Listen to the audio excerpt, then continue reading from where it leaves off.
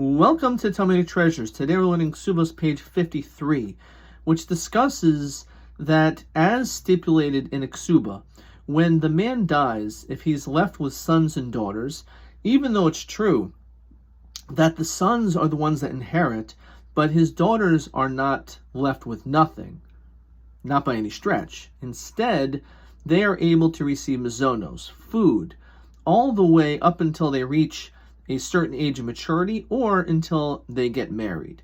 So certainly these girls are not going to be left with nothing, but rather there needs to be taken from the estate enough food so that they'll be able to continue to survive and to be able to thrive until ultimately they themselves get married.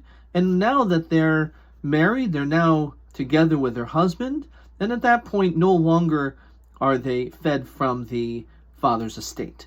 The question that is asked is, how about if only heiressing took place? We know when it comes to marriage, there's actually two stages.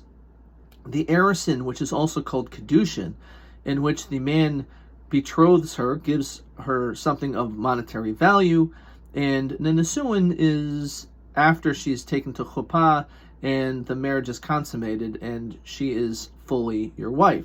Now typically nowadays, these things all take place at the same time. What we consider to be engaged is not necessarily the same thing as kedushin as was in the times of the Talmud. The kedushin actually takes place under the chuppah at the same time, same day as the nisuin. But it wasn't done that way. Eris and nisuin were sometimes a year apart. So the question is that once this girl receives the heiressing, which means she is somewhat, if you will, engaged or connected to this husband, does she still have rights to receiving mazonos? So this is actually a dispute, and I'd like to share with you the reason why she is no longer going to receive any money from the estate, why she will not get mazonos. And the answer is that even though she is only engaged or almost married to this husband-to-be, the Talmud says it's logical that she will not receive. Kivan de irsa, that once heiressing took place, it would not be good for his wife-to-be to degrade herself. Because if in fact it's true that there would be no mazonos and she would not be able to get any food, she would be knocking on doors and begging for food. And certainly her husband-to-be would not want that. It doesn't make any difference. The fact that they're not fully married, they obviously have a strong emotional connection.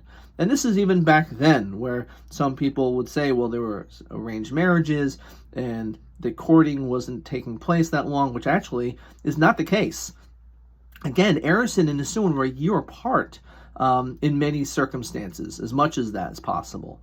So they certainly got to know each other, perhaps not on a physical, intimate level, but nonetheless certainly on an emotional level, to the point that the Talmud says at this level, no longer does she need to receive mazonos, because certainly at this point the man, her husband-to-be, is going to take care of her.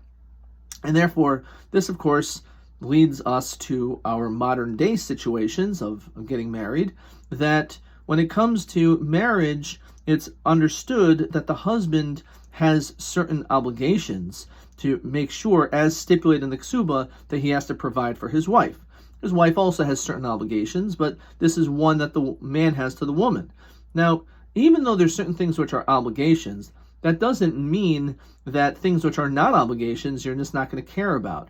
And therefore, it shows once again the importance of, in relationships, even things that are not necessary, not required, a person can express themselves and show elements of love by demonstrating that they still want to give to that individual, even though it's not necessary or a requirement, but you still wish to do so on your own.